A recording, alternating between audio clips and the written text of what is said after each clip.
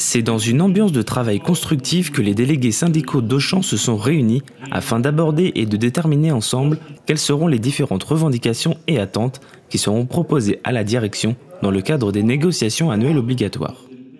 Parmi les plus grandes revendications, nous retrouvons une augmentation de 1,4% au 1er mars, une grande réforme sociale par la mise en place de la subrogation et la reconnaissance de l'ancienneté.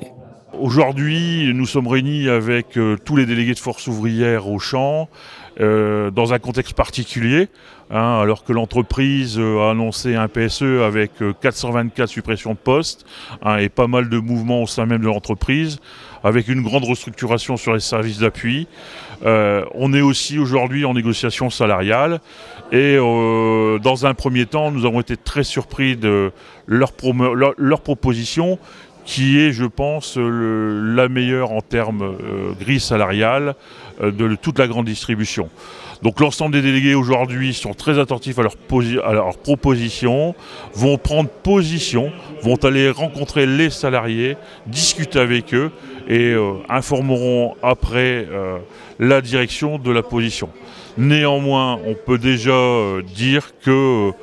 ces propositions ne vont pas bien entendu au-delà de nos revendications, puisque je rappelle que Force ouvrière est le syndicat de la fiche de paye, mais néanmoins le fait de la prise en compte de la subrogation va fortement influencer notre décision.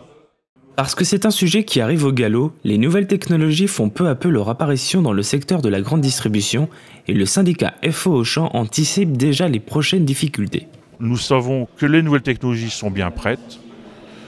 qu'aujourd'hui Auchan teste des choses et qu'à un moment donné X, toute la grande distribution, dont Auchan, passera forcément par plus d'automatisation et notamment plus d'automatisation au niveau des caisses. C'est pour ça que Force ouvrière a déjà interpellé l'entreprise en disant il faut impérativement former l'ensemble des hôtesses de caisse et des hôtes de caisse à un deuxième métier qu'elles auront choisi. Parce que quand malheureusement il y a des PSE comme il y aura très certainement, la grande difficulté c'est le changement, c'est de se remettre sur un nouveau métier. Or si aujourd'hui les hôtesses et les hôtes de caisse ont déjà été formés, ont déjà été préparés à peut-être un futur pour demain, ce sera beaucoup plus facile à ce qu'il y ait moins de casse sociale parce que bien souvent, c'est les gens les moins armés qui en font les frais.